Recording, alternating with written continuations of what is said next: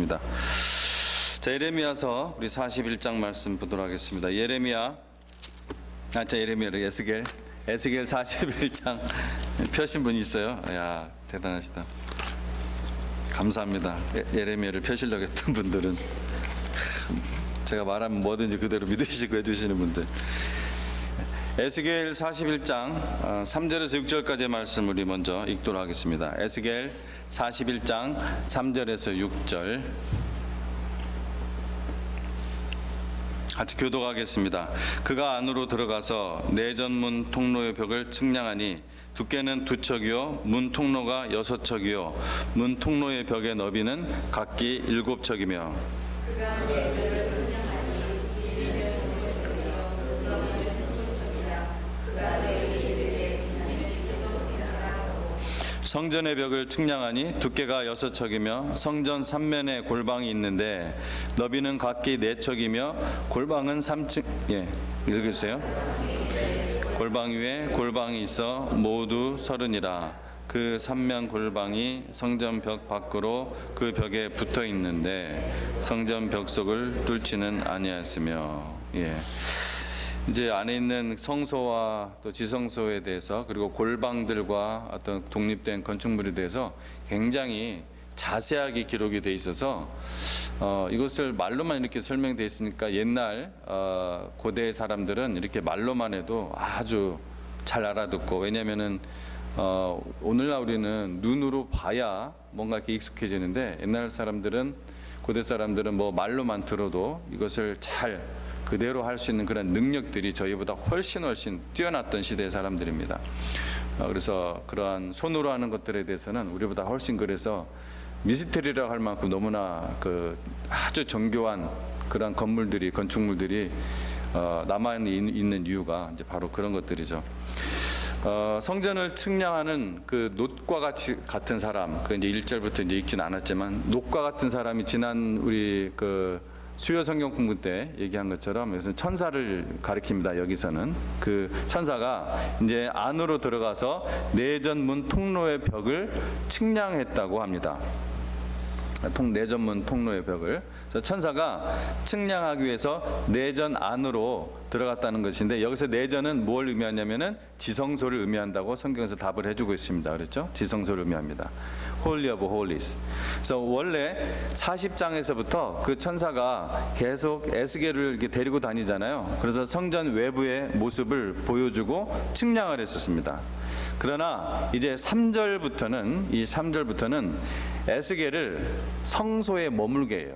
에스겔을 성소에 머물게 하고 천사 혼자서 그것을 측량하면서 그 내용을 에스겔에게 전달을 해줍니다. 그렇게 변경이 돼요. 왜 그럴까요? 왜 그럴까요? 지금 아까 우리 그 내전이 뭐라고 했죠? 지성소라고 했죠. 그것 때문에 그래요. 자, 지성소는 누구만 들어갈 수 있어요? 대제사장만 출입할 수 있었고, 대제사장도 1년에 딱 한 번 속죄일에만 이 지성소를 들어갈 수가 있었습니다. Holy of Holies. 그만큼 이 에스겔은 제사장 신분이지만, 분명히 제사장 신분이지만 대제사장도 아니고 지성소에 출입할 수 없었던 신분이었어요. 이런 걸 발견하면 참 성경이 정말 물샐 틈 없이 빈틈이 없다는 것을 우리가 발견하곤 합니다. 이러한 아주 세밀한 부분까지. 어떤 부분에서는 이게 살짝 너무, 사람이 있었다면 분명히 이게 계속 앞에서 데리고 다녔으니까 데리고 다녔을 걸로 이렇게 할 텐데, 여기는 딱 거기서부터는 안 데리고 다녀요. 이런 부분에서도 우리 성경이 성령의 감동으로, 하나님의 영의 감동으로 기록되었다는 것을 성경 스스로가 증거를 해주고 있는 것입니다. 지성소는 성전에서 가장 거룩한 곳이죠. 그래서 하나님의 영광이 직접 머물러 있는 곳입니다. 그래서 이 구약의 사람들은 아무리 하나님 앞에 희생 제사를 드려도 주님이 임재하시는 이 지성소 안에는 들어갈 수 있었어요, 없었어요? 없었어요. 절대 들어가지 못합니다. 아까도 말씀드렸지만 대제사장만 대표해서 그것도 1년에 한 번 속죄일에만 들어갈 수가 있었어요. 구약에는 이렇게 하나님과 인간의 사이가 있었고 하나님과 인간의 거리가 있었습니다. 그래서 우리가 아무리 속죄의 제물로 우리가 하나님 앞에 거룩함을 입어도 사람은 사람인 거예요. 그래서 딱 구분을 해버리셨어요. 그래서 오순절 때 하나님께 드려지는 그 칠칠절 때 혹은 그 미래 수확절에 드려지는 그 제물, 그 제물에는 뭐가 들어갔다고 했어요? 제가 성령 강림절 때 얘기했죠. 누룩이 들어가요. 왜? 그 사람이 드려지는 거니까. 사람이 하나님께서 성령이 임하셔서 그 성령이 임한 사람을 드리는데, 거룩해져도 하나님은, 사람과 하나님은 완전히 다른 거예요. 창조주와 피조물은. 그래서 그 누룩이 그때 들어가는 것도 참 놀라운 것입니다. 자, 그래서 이 지성소와 성소를 구별해 주는 것이, 딱 구별해 주는 것이 뭐가 있었어요? 휘장이 있었습니다. 그렇죠? 이 휘장이 있었는데, 예수님께서 골고다 언덕 위에서 십자가에서 돌아가실 때 이 성소 휘장이 위에서 아래로 쫙 찢어졌다고 하죠. 근데 이 성전의 두께가 유대인 그 랍비들의 전통 문서에 따르면은 약 15cm에서 20cm 그 정도의 두께였고, 묘사하기로는 성소이래 황소 두 마리가 양쪽에서 끌어도 찢어지지 않는 그렇게도 단단하고 두꺼운 튼튼한 그런 그 정도였다고 합니다. 그러니까 이런 휘장이, 생각해보세요. 예수님께서 십자가에서 죽으셨을 때 위에서부터 아래로 쫙 찢어졌다는 그것이 이스라엘 사람들에게 얼마나 충격적인 사건으로 그들에게 다가왔는지, 엄청난 충격이었던 거예요. 그 단단함 때문이 아니라 그것은 도저히 사람이 어떻게 찢을 수 없는 건데, 위에서부터 아래로 찢어졌기 때문에 굉장히 충격적인 사건으로 그들의 기억에 남았을 거예요. 그래서 하나님과 인간 사이에 가로막혔던 그 두꺼운 휘장을 찢어주신 것은 그 당시에 이스라엘 사람들에게도 충격이지만 오늘날 우리에게도 충격적이며 또 아주 신비롭게 다가옵니다. 왜냐하면 이 히브리서 기자는 이 휘장이 뭐라고 했습니까? 예수님의 몸이라고 했어요. 이 휘장이 예수님의 몸이다. 예수님의 몸이 이게 찢어짐으로 인해서 우리가 성소와 지성소로 구분하지 않고 하나님께로 직접 나아가는 새로운 생명의 길이 열렸다. 이렇게 히브리서는 우리에게 가르치고 있죠. 그래서 휘장을 찢었어요? 젖혔어요? 휘장을 우리가 한번 묵상을 해보면 휘장을 젖혀서 오픈한 것이 아니라 휘장을 찢어졌다는 것은 뭐예요? 다시 닫는 일이 없다는 거예요. 예. 딱 한 번, 단번에 이루신 일이에요. 단번에 다시 찢으러 예수님이 십자가에서 달리실 일이 없어요. 딱 단번에. 그래서 찢어졌다는 것은 다시 닫는 일이 없다. 여러분, 이것이 은혜이고 이것이 우리에게 감격이 있습니다. 다시 닫는 일이 없어요. 이 찢어진 것이. 우리는 언제든지 하나님 앞에 담대히 나아갈 수가 있습니다. 우리의 거룩함 때문이 아니라 예수 그리스도의 거룩한 그 피를 덧입어서, 그 거룩한 의의 옷을 덧입어서 언제든지 우리 전지전능하신 하나님 앞에 직접 나아가서 묻고 또 하나님 앞에서 우리가 살아가는 것이죠. 이것이 바로 하나님의 은혜예요. 엄청난 은혜라는 것입니다. 자, 5절에서 6절 보면은 성전의 벽을 측량하니 두께가 6척이며 하면서 쭉 나오고 있습니다. 여기서 이제 15절까지 이제 읽지는 않았는데 좀 기니까 읽지는 않았어요. 15절까지 성전벽 3면에 골방들과 건물 그 후면에 이 독립적인 건물에 대한 측량을 보고를 해요. 그러니까 에스겔에게 천사가 여기서 수십 개의 크기의 다른 골방들이 나옵니다. 아주 많은 골방들이 수십 개가 나와요. 이는 예수님을 중심으로, 누구를 중심으로? 예수님을 중심으로 교회를 이루는 성도들을 의미합니다. 그 골방들이 예수님을 중심으로 교회를 이루는 성도들을 의미해요. 그래서 골방의 크기가 다 다른데요. 골방 크기가 달랐다는 것은 성도의 능력과 위치와 은사에 다름이 있다는 거예요. 성도의 능력과 위치와 그 은사에 다름이 있다. 골방들이 다 크기가 달랐다는 것은. 그런데 이 골방들이 그 크기에 상관없이 모두 교회의 중심인 예수님을 상징하는 이 성전과 연합되어 있다는 거예요. 이 골방들은 다 이 성전과 연합되어 있어요. 그 성전은 누구예요? 예수님. 또한 골방들은 이 성전뿐만 아니라 다른 골방들과도 예수님의 중심인 그 성전과 연합되어 있을 뿐만 아니라 다른 골방들과도 상하 좌후 연결이 다 되어서 결국은 하나를 이루어 가고 있어요. 하나를. 우리가 가정에서, 직장에서, 그리고 교회에서 연합되는 거, 하나 되는 것이 참으로 힘듭니다. 수십 년이 된 교회도 힘들어요. 1년이 된 교회도 힘들고 아주 하나 되는 것이 힘들어요. 이게 영적인 싸움이기 때문에 그렇습니다. 사람들과 싸움이 아니라 그 사이의 역사는 마귀와의 영적 싸움이기 때문에. 어찌 보면은 하나가 되는 것보다 하나됨을 지켜가는 것이 더 어렵습니다. 한 성전이 되기 위해서, 왜냐하면 계속해서 깨어져야 돼요. 계속해서 이 하나가 됨을 지켜나가기 위해서는 계속해서 내가 깨어지고 부서지는 과정, 내 본능이나 직성에 부딪히는 하기 싫은 일들을 경험하기 때문에 그래요. 내가 깨어지기 싫어요. 나는 알면서도 깨어지기 싫어요. 이해하면서도 깨어지기 싫어요. 그게 우리의 직성, 우리의 본능, 타락된 본능이라는 것입니다. 굉장히 중요한 거예요, 이거는. 왜냐하면 예수님께서 마지막에 The Great Prayer라고 하는 요한복음 16장에서 그 기도하실 때 아버지와 제가 하나이듯 저들도, 내가 아버지 안에 있고 아버지가 내 안에 있듯이 저들도 하나가 되게 하셔서 이 기도를 하셨거든요. 그러니까 그 The Great Prayer 안에 이게 이 하나가 되는 게 들어가 있단 말이에요. 굉장히 중요한 부분이에요. 근데 굉장히 안 되는 거예요, 이게 교회마다. 그래서 성경에서 성령과 진리 안에서 하나 되는 길을 이렇게 찾아보았어요. 그걸 찾아보면은 제가 볼 때 최소한 두 가지, 이 두 가지가 있어야 됩니다. 첫 번째, 우리에게 화평이 있어야 한다고 성경에서 말하고 있습니다. 화평이 있어야 된다. 고린도후서 5장 18절에 우리에게 화목하는 직책을 주셨다고 했습니다. 화목하는 직책. 또 로마서 14장 19절에 우리가 화평의 일과 서로 덕을 세우는 일에 힘쓰라.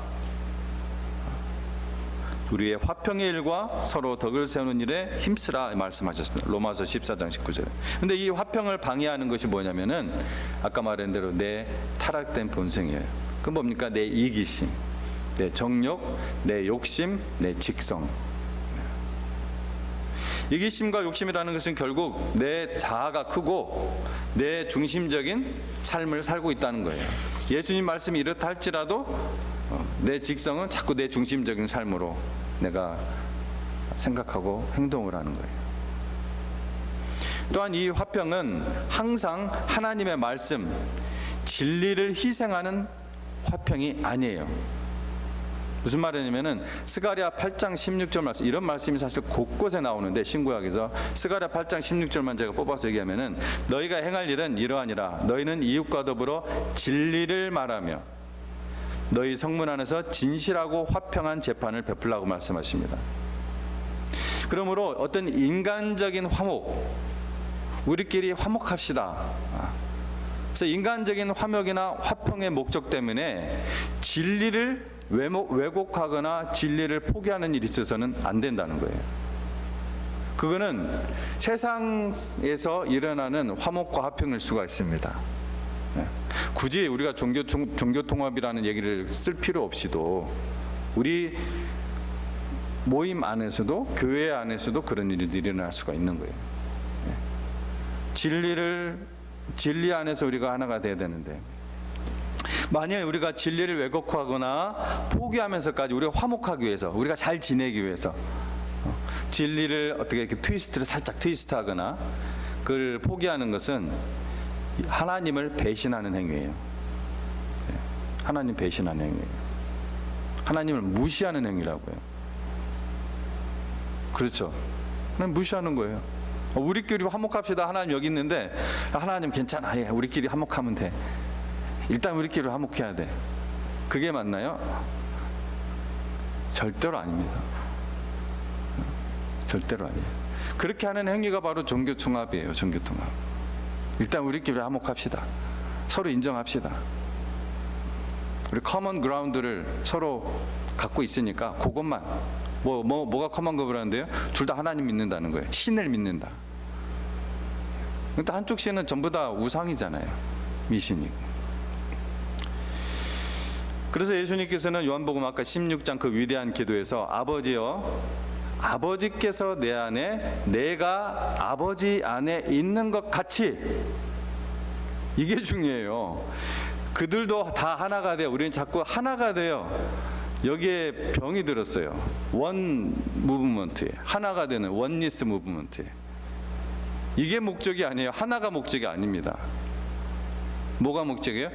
앞에 있는 게 더 중요해요. 아버지께서 내 안에, 내가 아버지 안에 있는 것 같이. 뭐예요? 진리 안에 있어야 된다는 거예요. 진리 안에. 진리 안에. 진리 안에서 하나가 된다는 거예요. 우리가 그 예수님의 기도를 잘 봐야 됩니다. 왜냐하면 제가 왜 이 말씀을 이렇게 딱 뽑아서 얘기했냐면은 종교통합을 얘기하는 사람들이 이 말씀을 이용을 해요. 근데 이 말씀을, 같은 말씀을 보는데 전혀 다른 걸 보고 있어요. 그게 바로 진리를 왜곡하는 거예요. 진리 왜곡이 목회자들에게 일어납니다.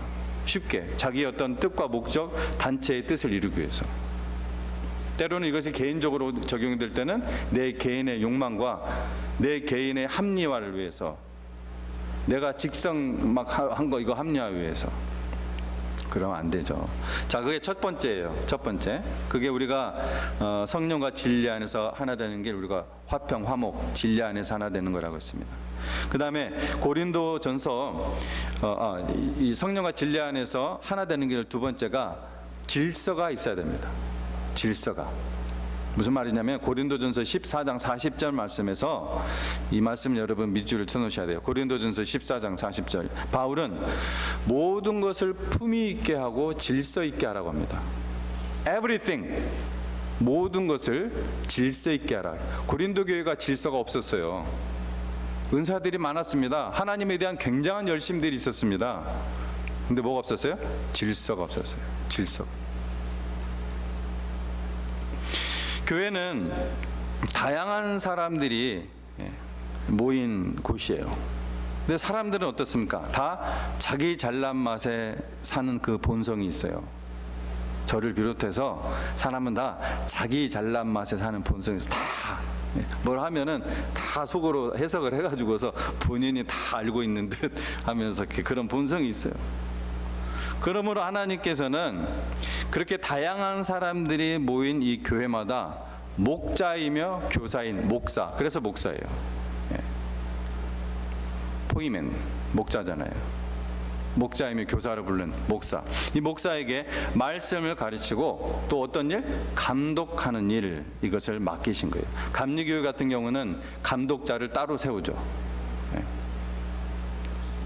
사람 개인의 몸이 머리의 통제를 받지 않고 질서가 깨지면은 어떻게 돼요? 병들고 죽어요. 주님의 몸인 교회도, 하나님의 몸인, 주님의 몸인 이 거룩한 교회도 각 지체들이 각각 다양한 지체예요. 사람들이 생각이 다 달라. 그 지체들이 감독을 받지 않고 마음대로 행한다면은 질서가 깨지는 거예요. 품위를 다 잃어버려요. 이 질서가 깨지면 뭐가 깨져요? 화평이 깨지는 것입니다. 화평이 깨지고 하나됨이 깨져버리는 거예요. 교회는 영적으로 성숙한 사람도 있는 반면 아주 베이비, 혹은 아직 자기는 구원받았다고 착각하고 있지만 아직 구도자적인 그러한 삶을 살고 있는 사람들도 섞여 있기 때문에 그 틈을 타고서 마귀가 역사를 해요. 여러분, 마귀의 역사를 믿습니까? 마귀가 역사하고 있는 걸, 마귀가 일하는 것을 믿으세요? 근데요, 의외로 이거를 못 믿는 사람들이 있어요. 그리스도인인데. 마귀 하면은 무슨 그 판타지 영화에서 나오는 그런 것만 봐서 그런 건지, 여러분 베드로전서 5장 8절 말씀에 근신하라 깨어라 너희 대적 뭐가? 마귀가 우는 사자같이 두루 다니며 삼킬 자를 찾는다고 했습니다. 그게 판타지예요? 그거는 하나님 말씀 아닙니까? 삼켜버려요, 마귀가. 그래서 어떻게? 근신하라, 깨어라. 공중권세를 잡은 마귀의 일에 여러분 무지하거나 무시하는 사람은 삼켜질 수 있어요. 삼켜질 때까지 몰라요. 여러분 무지하거나 무시하지 마십시오. 마귀는 대단한 파워를 가진 자입니다. 그리고 굉장히 간교합니다. 옛 뱀이기 때문에. 하와를 쉽게 딱 한마디로 유혹에 빠뜨리게 한 게 마귀예요. 자, 마지막 이제 18절부터 보도록 하겠습니다. 18절, 41장 18절부터.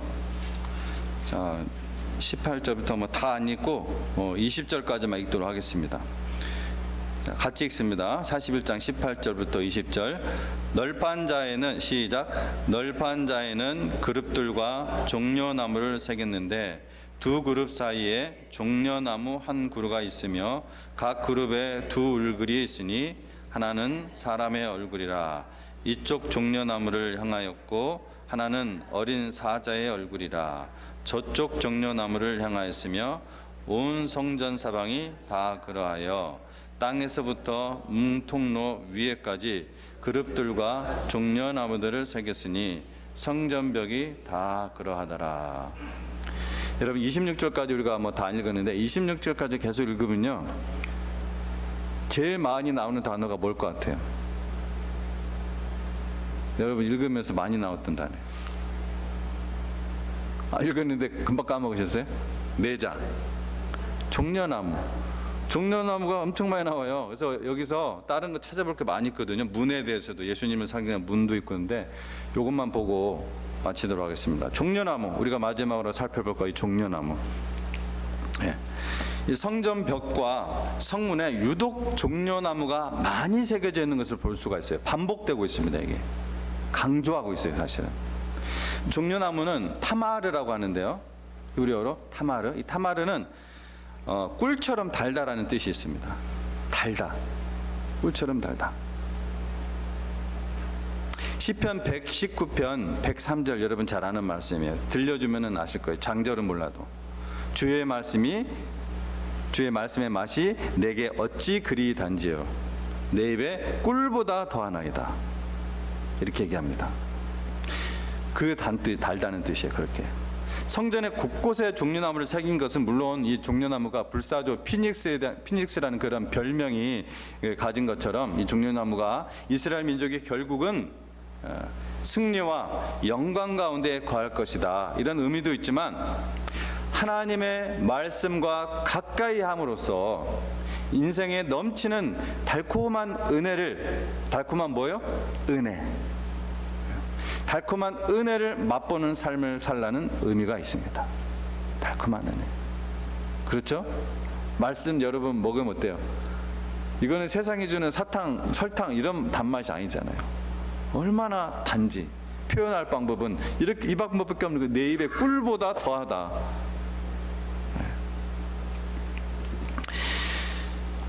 요즘은 모든 약이 캡슐에 이렇게 쌓여서 나오지만 옛날에는 약국에서 이렇게 조제 먹는 약 대부분이 가루약이었었잖아요. 그래서 쓴 가루약을 먹었어야 됐습니다. 그렇죠? 저도 그 쓴 가루약을 아주 많이 먹었는데 제가 이 기관지가 안 좋아가지고서 어렸을 때부터 하여튼 막 그 가루약을 많이 먹었었어요. 이때 이제 그 쓴맛을 덮기 위해서 뭘 옆에 딱 준비하나요? 사탕. 그렇죠? 사탕. 요즘은 캡슐이 있으니까 뭐 그럴 필요가 없죠. 이것도 아마 세대차일 것 같아요. 요즘은 그 말이 무슨 말인지도 모를 것 같아요. 왜 가루로 먹냐 그 약을. 불법 아니냐 막 그런 얘기도 할 것 같아요. 그래서 사탕을 미리 준비했다가 약을 마신 뒤에 얼른 사탕을 입에 넣었죠. 마찬가지로 우리 인생길에서 근심과 슬픔의 그 쓴맛과 또 이 매운맛을 덮는 것은 꿀보다 더 달콤한 하나님의 말씀이라는 거예요. 우리 인생에 얼마나 매운맛, 쓴맛, 고통스러운 맛, 이런 맛을 우리가 많이 보면서 살아요. 그때마다 우리가 그 쓴맛을 덮기 위해서 달콤한, 꿀보다 더 달콤한 하나님의 말씀으로 달려가는 거예요. 묵상하는 거예요. 하나님께서 그 성전에 새겨주셨듯이 우리가 뭐예요? 우리도 성전이에요. 하나님의 성전. 주님의 몸을 이루는 한 성전. 그 종려나무들 그 성전에 새겨주셨듯이 우리도 새겨주시는 거예요. 우리 속에 새겨놓으신 그 종려나무 생각해 보세요.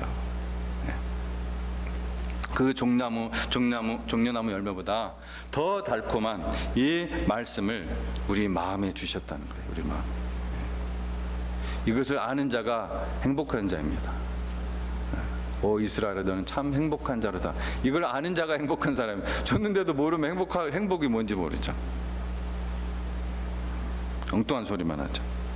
그래서 그 말씀이 우리 마음에 뿌리를 내려야 돼요. 그렇죠? 길가 같은 마음, 돌밭 같은 마음, 가시떨기 같은 마음은 뿌리를 못 내려요. 그래서 우리 안에 계속해서 돌을 걷어내고 밭을 갈아가지고서 그 굳은 흙을 막 부시고 해야 돼요. 계속. 그리고 누구나 이 말씀을 읽고 이 말씀에 순종하는 자는 열매를 맺을 수가 있습니다. 열매를 맺을 수 있어요. 이것 또한 차별 없는 하나님의 은혜 아닙니까? 누구나 이렇게 열매를 맺을 수 있다는 거예요. 방금 얘기한 그대로 우리가 정말 옥토 같은 마음으로 항상 하나님 앞에 준비하고 우리가 그 말씀대로 순종할 때 이러한 풍성한 열매를 맺을 수 있는 거예요. 이게 바로 이게 차별 없는 하나님의 은혜라는 거예요. 왜냐하면 세상에서 부귀, 명화가 아니라 영화 뒤에 나오는 말이 명예였는데 제가 영화하고 명예를 섞어서 명화라고 했어요. 명화하면 유명한 극 영화를 명화라고 하는데 그렇죠? 영화 명예, 존귀, 또 똑똑한 머리 없어도 학벌이 없고 학식이 없어도 이 은혜 열매를 누구나 맺을 수 있다는 거예요. 누구나. 이게 차별 없는 하나님의 은혜입니다. 중고등학교 나와야 그 열매를 맺을 수 있다. 그런 사람 있어요? 없습니다. 그래서 우리가 똑똑하지 않아도 뭘 성경 말씀을 다 암송하지 못해도 우리가 이것을 사모하고 순종하는 만큼 풍성한 열매로 번성할 수 있다는 거예요. 그래서 우리가 언제나 말씀을 가까이 하고 그 말씀의 다스림을 받으며 바른 길을 걸어가는 그런 삶이 될 것입니다. 그렇게 할 때. 그럴 때 또 삶의 자리에서 화평의 경작자, 화평의 연결고리로 쓰임받는 귀한 삶이 되시길 주의 이름으로 축복합니다. 기도하겠습니다.